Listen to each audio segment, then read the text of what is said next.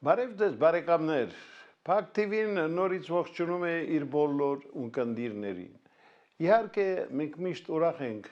նոր հանդիպման հետ կապված, քանի որ յուրաքանչյուր նոր հանդիպում նոր հետաքրքիր անակնկալներ կարող է բերել մեր ունկնդրին։ Եվ քանի որ Փակ TV-ն էլ փաստերի, անակնկալների եւ իհարկե ինքնատիպ կարծիքների հեռուստալիք է, ուրեմն դուք բնական է որ ամեն անգամ յուրովի եք սպասում մեր տաղավարում տեղ զբաղեցրած հյուրին։ Իսկ երբ հյուրը, ինչպես ասում են, շատ հետաքրքիր միանձնավորություն է, ճանապարհ անցած եւ ապացուցած, որ ինքը երբեք չի դավաճանում իր սկզբունքներին, մեզ համար դա կրկնակի հաջողություն է եւ հաճելի իրողություն։ Այսօրվա մեր հյուրը հայ կառուցողական կուսակցության նախագահ Անդրեաս Ղուկասյանն է, մեր հայտնի քաղաքագետներից մեկը, ում հետ միշտ հետաքրքիր է զրուցել։ Բարև ձեզ։ Բարև ձեզ, Համլետ։ Ինչպես եք։ Շնորհակալություն ջեր խոսքերի համար։ Ես զարմանում եմ ձեր այդ օլիմպիական հանգստության։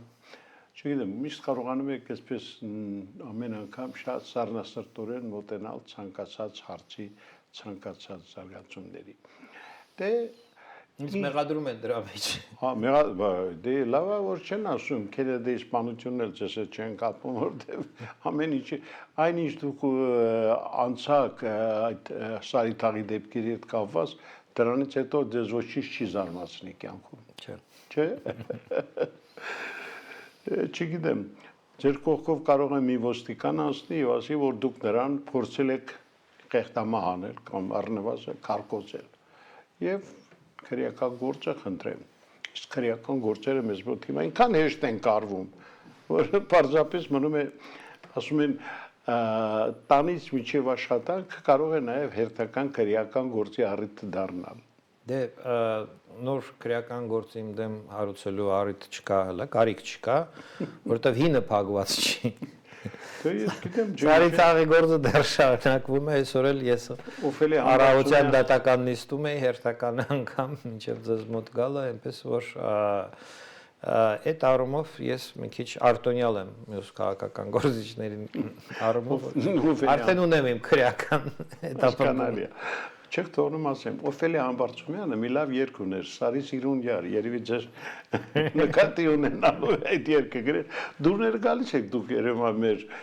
դատաիրավական համակարգի աշխատողների, մանավանդ որ ձեր ճանապարհը անցել է Սարիթաղում, թե ինչու այդ օրը դուք այդ կողմերն եք գնացել, տենց էլ չհասկացա։ Իմ մոտ այսօր տպավորություն էր, որ եւ դատախազը եւ դատավորը մի փոքր զարմացան, երբ որ ի հայտ եկավ, որ ինձ ներկայացրած մեղադրանքի մասով մեղադրական եզրակացության մեջ նույնիսկ հանցակազմ չկա։ Պատանդ պահելու, ապօրինի զենք գրելու, շենք գրաված պահելու նման արարքների վերաբերյալ մեղադրական եզրակացության մեջ չկա որևէ փաստ, որպեսզի բաներ եմ ես արել համակատարմամբ կազմակերպված խմբի կազմում եւ այլն։ Բայց մեղադրական եզրակացությունը 8 տարի դատավորից դատավոր փոխանցում։ Ձեր բախտը բերել է, որ չեն ասել, լավ, էլի տղամարդ ես, մի բան աներ գոնե, մի Ուզում եմ ասեմ, ձեր բերված այդ փաստարկը, որ ոստիկանի կողքով անցնելուց ինչ որ մի բան կարող են մեկ սագրել, նաև ավելի բարձր շեմա իմ դեպքում, էլի, չունենալով հանցակազմ մեղադրանքան ներկայացված։ Մարդկանց անգործ եք թվում։ Պարզապես հոդված կարող են ասել, այս հոդվածով դու Չեն ասում ընտրի որն ես ուզում, որոնք ես դատենք։ Չէ, դե Հրաշալի մենք դատաիրավական համակարգ ունենք։ Գալիս են ընդհանուր հայտարարի, ջան ասում, ջան լսում, մարդուն մի քանի տարի ասում են, դե լավ, ես էլ մեր կողմից քեզ նվեր։ Ես չգիտեմ, թե որքան կարելի է այս խեղճ կատակությունը շարունակվի։ Լավ, տեսեք։ Վերջերս հրապարակված փաստաթղթերի Մինսկի խմբի համանախագահների կողմից հրապարակված այդ փաստաթղթերի մասին է։ Ինչ կարող եք այս մասին ասել։ Համլետ, այդ փաստաթղթերը հրապարակվեցին Նիկոլ Փաշինյանի կողմից, որովհետև ինքը այդ հրապարակումով մտադիր էր մեզ բոլորիս ապացուցել իր մինչ այդ կատարված պնդումները, որը ինքը հրապարակային, այսպես տարիներ շարունակ անում էր բարձր ամբիոններից։ Պնդում առաջին, որ Մինսկի խմբի համանախագահող պետությունները ամբողջ այդ խաղաղ կարգավորման 30 տարվա ընթացքում զբաղվում էին նրանով, որ Արցախը թողնեն Ադրբեջանի կազմում։ Լսել ենք, չէ՞, բոլորս այդ արտահայտությունը։ Պնդում համար երկրորդ, որ նպատակ չէին ունեցել այդ համանախագահող պետությունները խնդիրը կարգավորել, ուզում էին Հայաստանը եւ Ադրբեջանը կախման մեջ պահել իրենցից, դա էր իրենց քաղաքական նպատակը։ Հրապարակումը պետք է ապացուցեր, հիմնավորեր Նիկոլ Փաշինյանի ասածները։ Ճիշտ հակառակը ի հայտ եկավ, իրականում ցանկացած ոք, ով որ այդ փաստաթղթերը ընթերցի, նա մանավանդ 2019 թվականի փաթեթը, որը որ անմիջական կապ ունի Նիկոլ Փաշինյանի հետ, պիտի գա հետևյալ եզրակացությանը, որ Նիկոլ Փաշինյանի կատարած պնդումները, վերանշված պնդումները իրականությանը չեն համապատասխանում, սուտ են։ Ինչ է իրենից ներկայացնում հրապարակված փաթեթը։ 3 փաստաթուղթ։ Հայաստանի եւ Ադրբեջանի նախագահների հռչակագրի նախագիծ, ԱՄՆ-ի, Ֆրանսիայի, Ռուսաստանի պետությունների համատեղ հայտարարություն, երկրորդ փաստաթուղթը, եւ երրորդ փաստաթուղթը ՄԱԿ-ի անվտանգության խորհրդի հատուկ բանաձևի նախագիծ Արցախին վերաբերող։ Այս 3 փաստաթղթերը միասին կազմում էին փաթեթ, որը որ 2019 թվականին դրված էր բանակցային սեղանին Նիկոլ Փաշինյանի առջև։ Առաջի փաստաթուղթը հռչակագիրը Հայաստանի եւ Ադրբեջանի շատ հստակ, շատ պարզ, պարունակում է խաղաղ կարգավորման 3 նպատակները։ Նպատակ առաջին, որը այնտեղ նշված է, Ադրբեջանին հետ վերադարձնել 7 շրջանները։ ՄԱԿ-ի անվտանգության խորհրդի կողմից 93 թվականին գրավյալ ճանաչված, տեղական հայերի կողմից գրավյալ ճանաչված շրջանների մասին է խոսքը գնում։ Լաչին, Կելբաջար, Աղդամ, Կուբատլու, Զանգիլան, Ջեբրայիլ, Ֆիզուլի այդ շրջանները։ Երկրորդ նպատակը որոշել Արցախի իրավական կարգավիճակը, Արցախի բնակչության, Լեռնային Ղարաբաղի բնակչության ազատ հանրաքվեի միջոցով, որի ժամանակ կարող է ձևակերպել ցանկացած հարց առանց սահմանափակումների։ Այսինքն իրավական կարգավիճակը Արցախի հանրաքվեով որոշելու Լեռնային Ղարաբաղի բնակչության կողմից նպատակ է եղել խաղաղ կարգավորման։ Երրորդ նպատակը Հայաստանի եւ Ադրբեջանի միջև վերականգնել բոլոր տնտեսական, քաղաքական եւ մյուս տեսակի կապերը, բնականon խաղաղ հարաբերություններ հաստատելու համար։ Այս 3 նպատակները այն աստիճանի պարզությամբ, որ տողատակերում որևէ բան չես կարող գտնել, շարադրված են այդ վերանշված հռչակագրում, որը առաջարկվում էր Հայաստանի եւ Ադրբեջանի նախագահներին, Հայաստանի վարչապետին եւ Ադրբեջանի նախագահին ընդունել։ Այդտեղ հայտարարված այդ հռչակագրի մեջ դրույթները ամրապնդվում էին ԱՄՆ, Ֆրանսիա, Ռուսաստանի համատեղ հայտարարությունով, որտեղ ԱՄՆ-ն, Ֆրանսիան եւ Ռուսաստանը հայտարարում էին, որ իրենք այս փաթեթային որոշման, խաղաղ կարգավորման, փաթեթային նշանակում է, որ տարածքների այդ ՄԱԿ-ի անվտանգության խորհրդի կողմից գրավյալ ճանաչված տարածքների հետ վերադարձը եւ հանրաքվե անցկացնելու հարցը Լեռնային Ղարաբաղում, հստակ եթե ասենք Լեռնային Ղարաբաղի ինքնավար մարզի տարածքում փոխկապակցված հարցեր են, ինչպես եւ փոխկապակցված են տրանսպորտային ուղիները բացելու, հարաբերությունները խաղաղ հարաբերությունները հաստատելու, տնտեսական բոլոր հարաբերությունները վերականգնելու եւ այլն։ Այսինքն սա մի ամբողջություն է։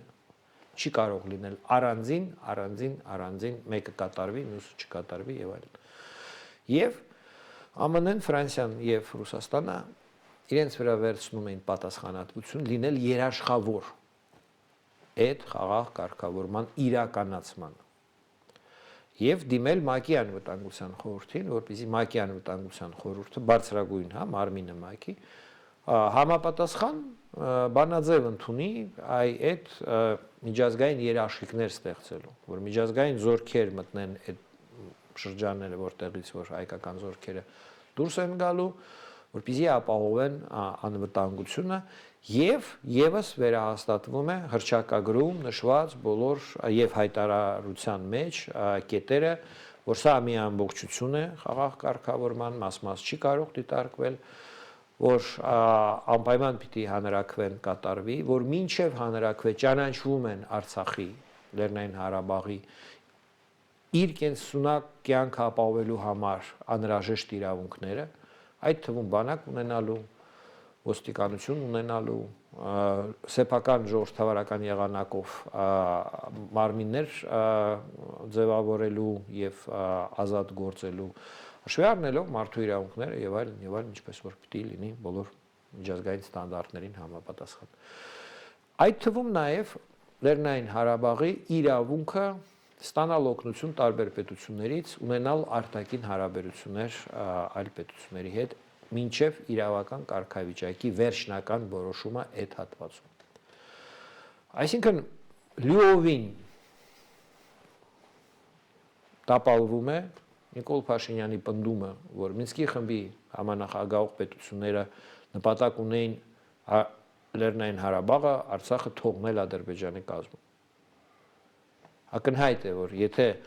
պնդում են, որ պետք է կարգավիճակը որոշվի հանրաքվեով, մնալ Ադրբեջանի կազմում, թե դուրս գալ Ադրբեջանից, արդեն կախված պիտի լիներ Լեռնային Ղարաբաղի բնակչության որոշումից,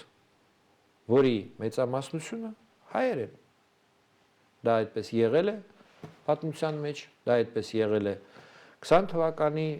դրությամբ, 23 թվականի դրությամբ եւ կարող եմ ձեզ վստահեցնել, դա այդպես լինելու է ապագայում։ Այսինքն այդ հարցը, որը որ Նիկոլ Փաշինյանը առաջ էր քաշել, որ այս հրապարակումը պիտի իր պնդումները հաստատի, հակառակը իր պնդումները հերկեց։ Եվ այսօր մյուս հարցը հետևությունները հրապարակված փաստաթղթերից, որը կարելի է անել, հետևյալն է։ Նիկոլ Փաշինյանի կողմից նշված առաջարկի մերժումը։ Եվ այստեղ ես ուզում եմ բոլորի ուշադրությունը դարձնեմ, որ դիվանագիտական դասավորությունը այս խաղաղ կարգավորման մեջ հետևյալն էր։ Հայաստանի Հանրապետությունը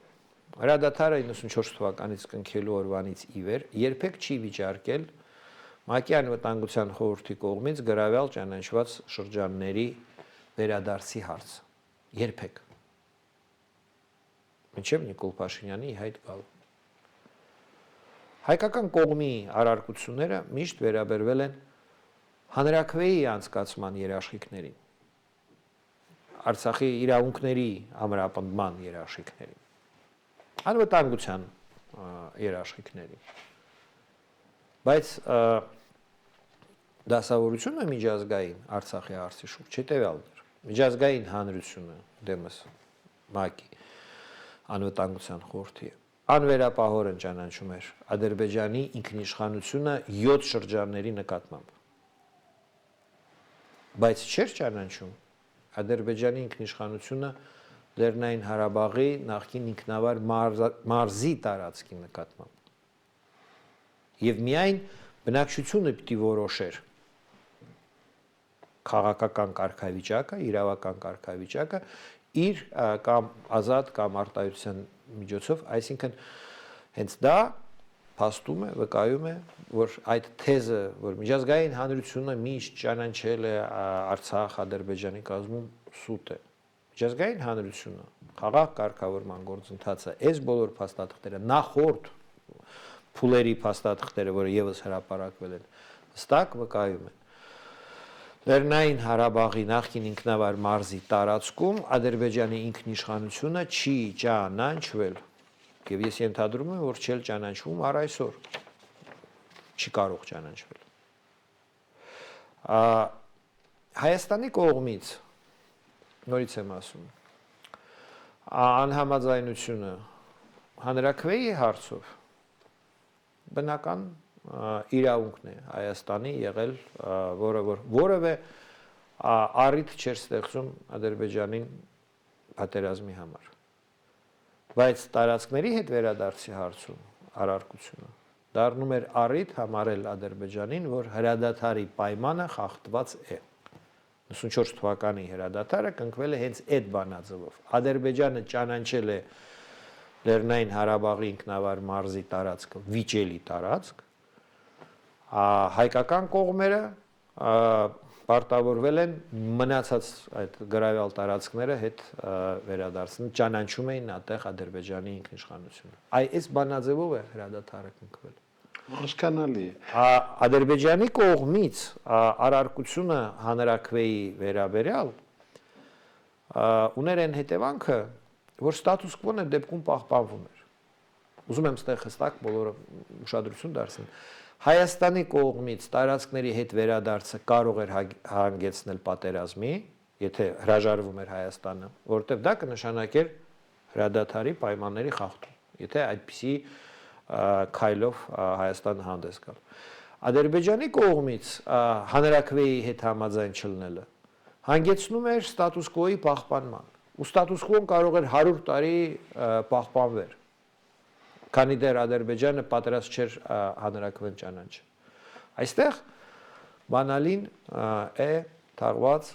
ինչի եղավ պատերազմ։ Պատերազմ եղավ նրա պատճառով, որ Նիկոլ Փաշինյանը մերժեց Մինսկի խմբի առաջարկները եւ առաջի կետով,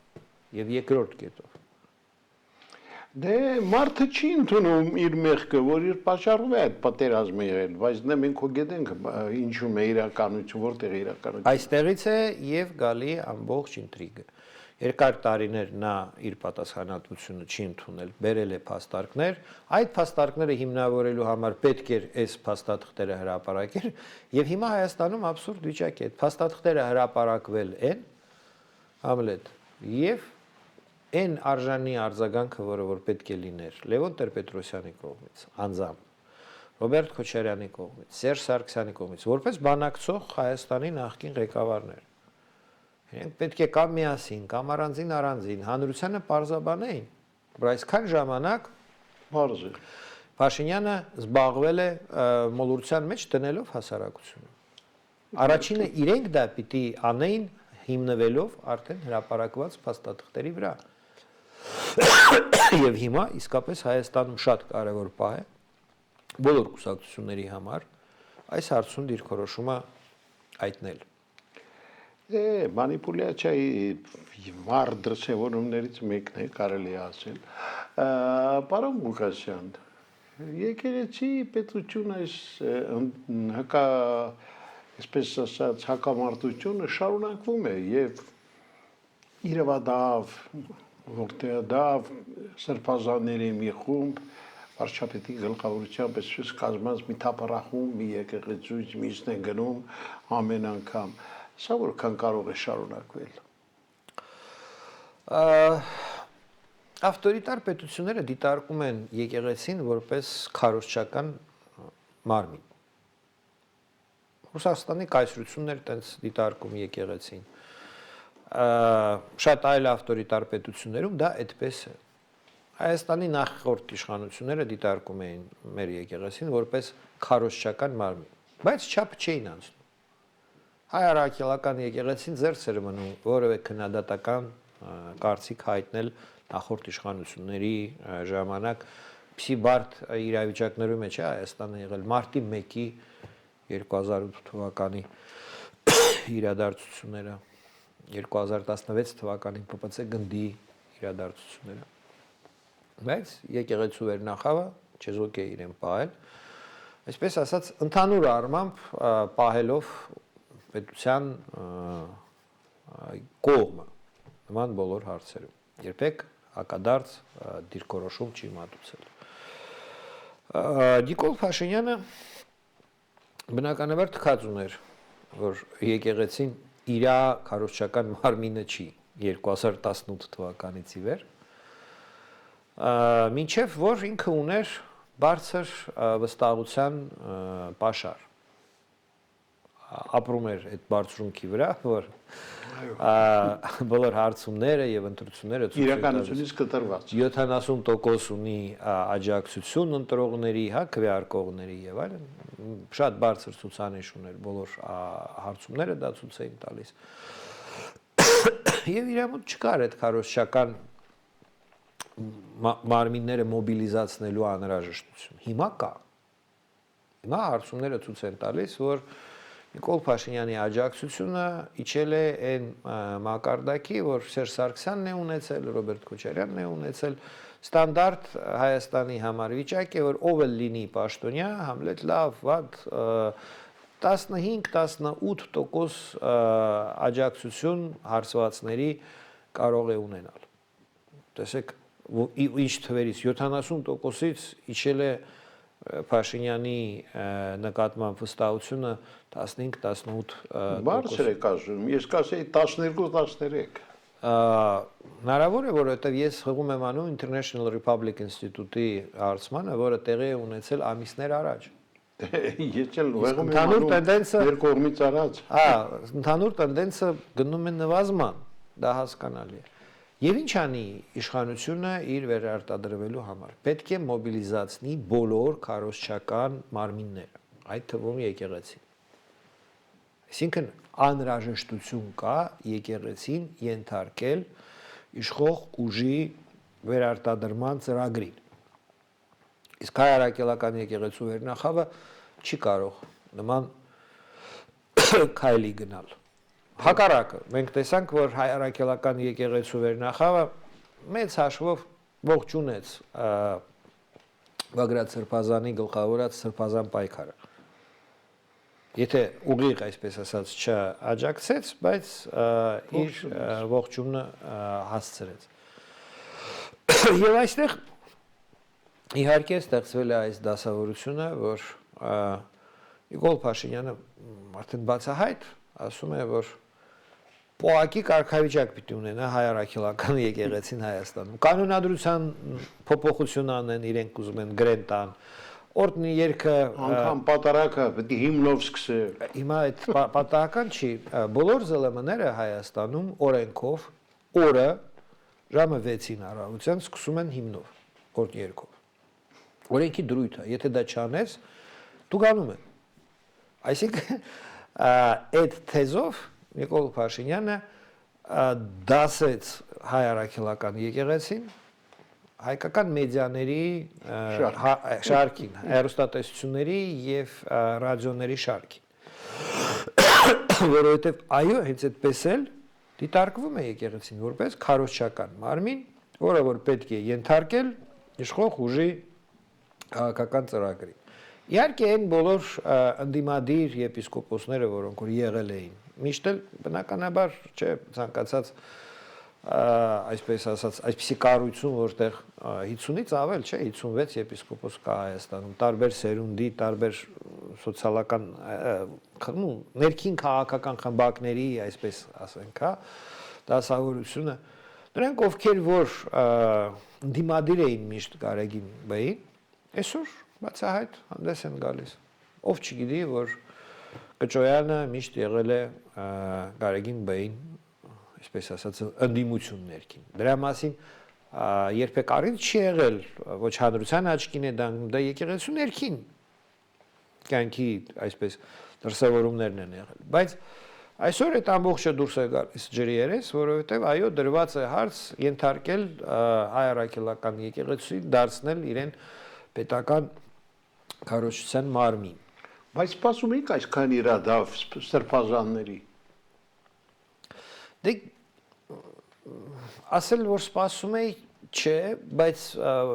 դա չի բացառում։ Ձեզ մոտ եթերում ես մի անգամ ասել եմ, չէ, 3 վարկածների մասին խոսացինք, որոնք որ կարող են շարժառիթ լինել այս բանի եւ այդ թվում այնտեղ ես մատնանշել եմ, որ դժգոհներ կան եկեղեցուց։ Եկեղեցուց դուրս հայ առաքելական եկեղեցուց դժգոհները տարբեր տեսակի աղանդներ եւ այլ, բայց եւ եկեղեցի ներսում կան անհամաձայն մարդիկ կոնկրետ այսօրվա դասավորության հետ։ Եվ սա բնական մի կողմից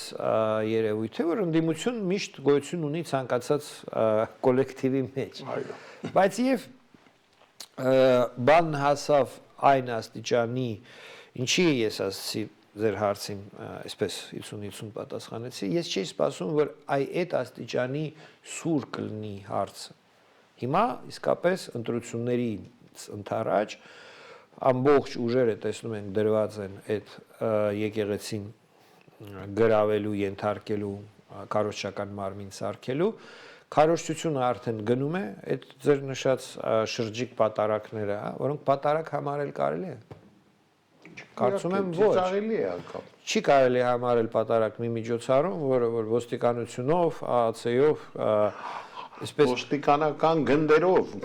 իրականացվում է, դա պատարակ, դա քաղաքական շոու է, շատ վատ որակի քաղաքական սերիալ, որը որ մարդիկ սկսում են դրան նայել եւ չեն տեսնում վերջնական նպատակ։ Վերջնական նպատակը Վասիլիկ չի ցիրկի հետ կապված կրկեսի, որ կրկեսը հեռացավ, բայց կլոուները մնացել են։ Դա այսօր Հայաստանի, այսպես ասած, բանն է, ամենացավալի վիճակն է, որովհետեւ իշխող ուժը քաղաքական մշակույթի մակարդակը շեմը իջացրեց պլինտուսի մակարդակին։ Եվ իրենց կողքից նայելով չեն ամանչում իրենց պահվածքից, իրենց արարքներից, համարում են դա հնարավոր։ Իրենք ձեռք բերեցին այդ հատկությունը, երբ որ գտնվում էին այդ վերելքի վրա հանրային վստահության։ Հիմա այդ հանրային վստահությունը տակից գնացել է եւ եթե այն ժամանակ դա կարելի էր բացատրել, որ միևնույնն է իրենք ունեին այդ pašարը մեծ վստահության, բայց հիմա չունեն։ Իսկ պահվածքը մնաց նույնը եւ հիմա դա ցայտուն այսպես երևում է բոլորի համար։ Այստեղ հենց եւ իմ կարծիքով կարևոր այն հանգամանքն է,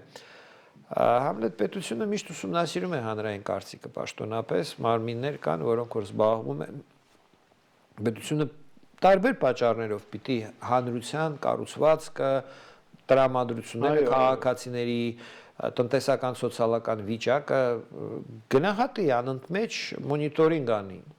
դա քաղաքականություն մշակելու հիմքն է, ինֆորմացիան հասարակության մասին։ Եվ իրենք իհարկե այսօր վստահ տեսնում են, որ գրագետ մարդիկ, կիրթ մարդիկ արդեն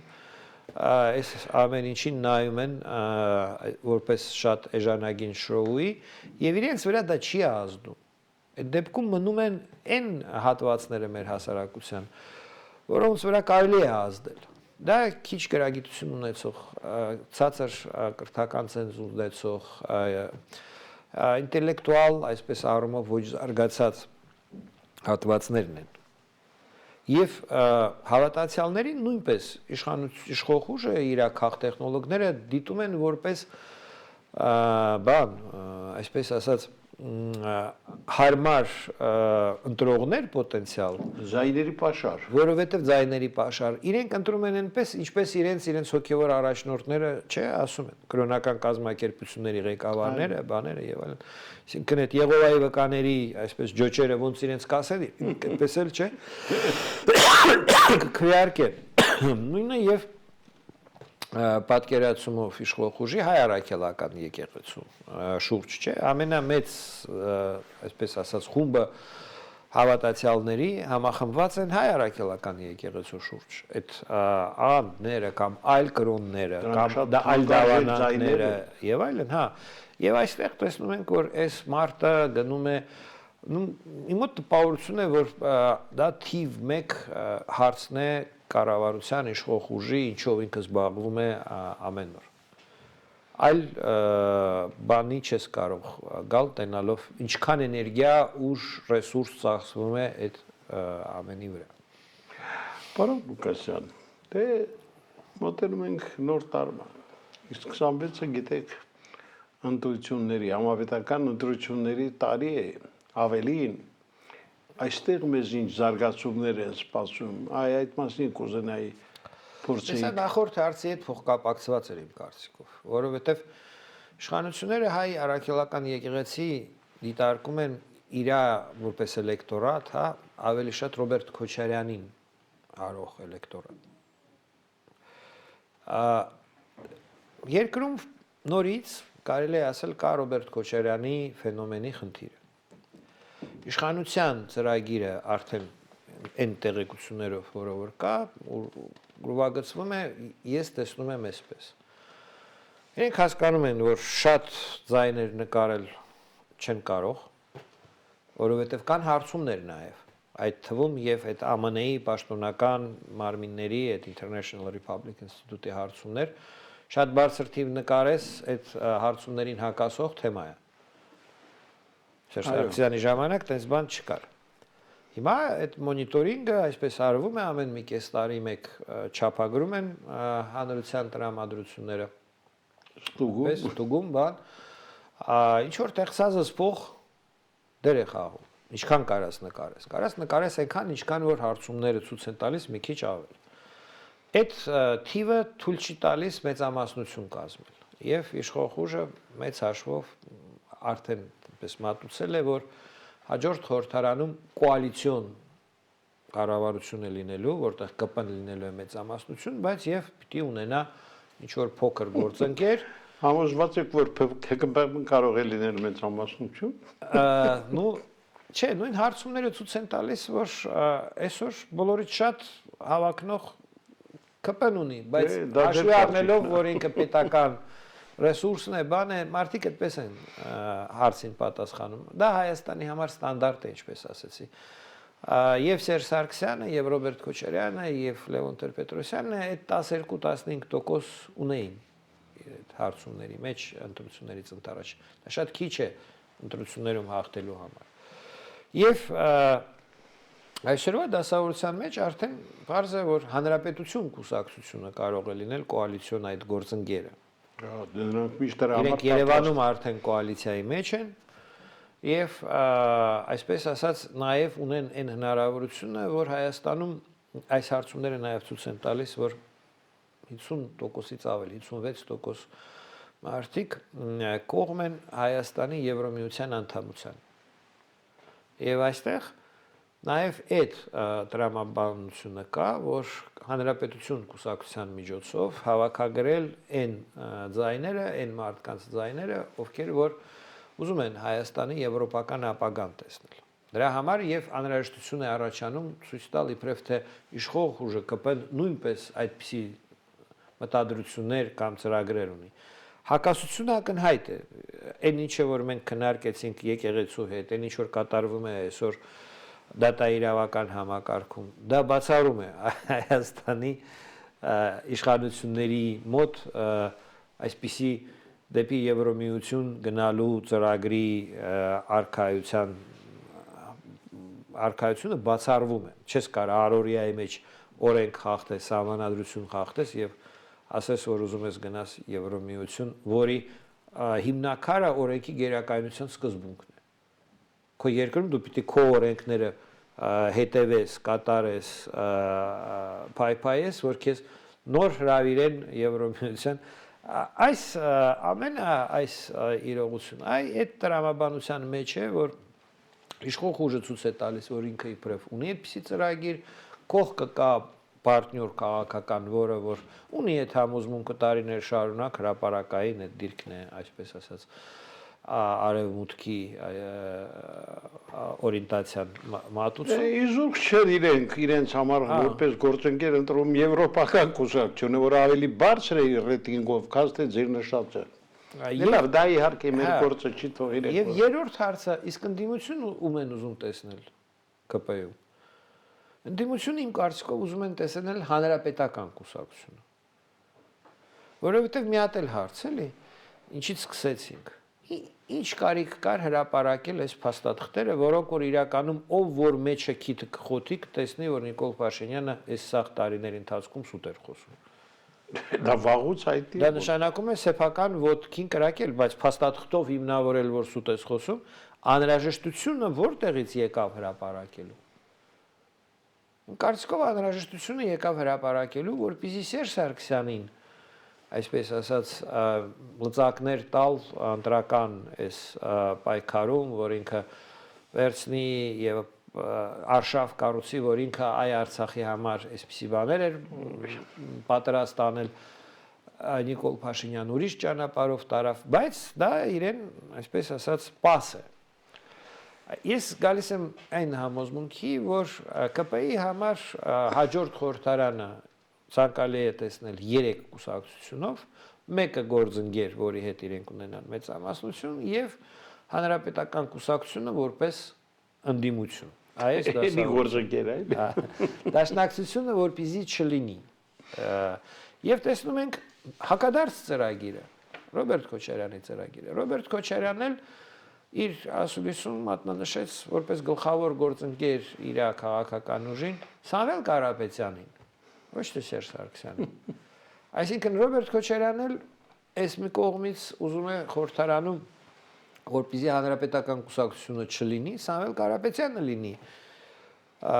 կամ ընդդիմության կամ իշխանության գործընկեր Ռոբերտ Քոչարյանի գլխավորած քաղաքական ուժի համար կարելի է ասել, որ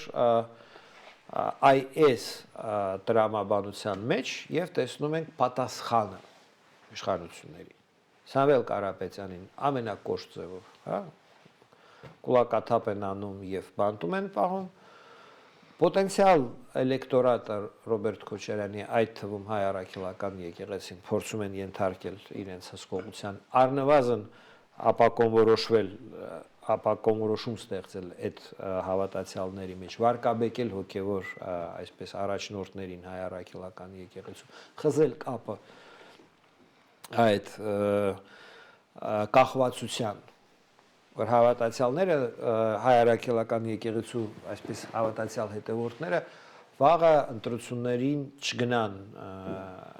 Գարեգին բեի եւ իր համախոհների այսպես առաջնորդությամբ եւ ձայն տան ընդդիմությանը այս հարցերը իրականում հենց վերաբերվում են ուղիղ ընտրություններին իմ խորին համոզմունքն է որ Նիկոլ Փաշինյանը թքած ունի եկեղեցու վրա քրիստոնեության վրա բոլորի վրա։ Իր գլխավոր խնդիրը հիմա վերարտադրելն է։ Իր աթոռը պահելն է։ Եվ ինքը իր ողջ էներգիայով, իսկ ինքը շատ աշխատասեր, շատ էներգետիկ մարդ է, վարակելով բոլորին իր էներգիայով շուրջը, փորձում է մոբիլիզացնել այդ ինչին որ իր ձեռքը հասնում է, այդ հարցը, այդ այսպես ասած նպատակը իրականացնելու համար թե պետության բոլոր ռեսուրսները թե հանրային այսպիսի ռեսուրսներ ինչպիսի եկեղեցին եւ մենք արիերեսվում ենք այս քաղաքական այսպես ինչպես ասեցի շոուների հետ որը որ մակարդակի տեսակետից քննադատության այսպես ասած չեն դիմանում պլինտուսի մակարդակ ունեն նորից կրկնվեմ Եվ ստիպված ենք ապրել այս բավականին ծանր բարոյական մթնոլորտում, մարդիկ շատ անգամ չեն հասկանում, չէ՞, ինձ թվում է, որ սա հարձակում է եկեղեցու վրա, բայց սա ընդհանրապես պայքար է աթոռը պահելու, այլ կերպ այդ աթոռը հնարավոր չի պահել։ Իմ համոզմունքն է, որ գլխավոր սխալը դա քաղաքացիական պայմանագրի որոշումն էր առաջադրել Նիկոլ Փաշինյանին որպես տեխնացու այս ընտրություններում։ Եթե դա չլիներ, մենք հիմա այս բոլոր խնդիրները մեր երկրում չենք ունենա։ Կարող է ուրիշ քաղաքական այսպես օրակարգ լիներ իրական քաղաքական խնդիրների շուրջ, չէ՞, տեսեք Հայաստանում թոշակային համակարգի խնդիր կա, հարկային համակարգի խնդիր կա, ներդրումներ ներգրավելու խնդիր կա։ Առօրյա քաղաքական կարևոր խնդիրները դրանք են անվտանգությունը բարձրացնելու խնդիր կա։ Բայց այդ ամեն ինչ թողած շեշտը այսօր դրվել է այդ քաղաքական շոուի շնորհիվ եկեղեցու հետ այսպես այդ մարտը մատուցված է մարդիկ այդ սերիալը նայում են ամեն կիրակի մի նոր սերիա է դուրս գալի Գուշակում թե հաջորդը որ եկեղեցին է Շնորհակալություն որ եկաք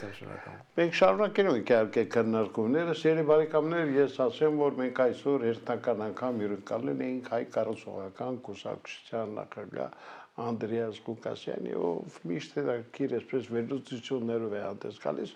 դուք էլ մտածեք սա մտորումների լուրջ տեղիք տվող զրույց է եւ ես կարծում եմ պետք է ճիշտ հետեւություններ անել չտա Աստված որ մի անգամ էլ սխալվենք ամեն ինչ կարող է շատ ուշ լինել։ Այսօր այսքանը ցտեսություն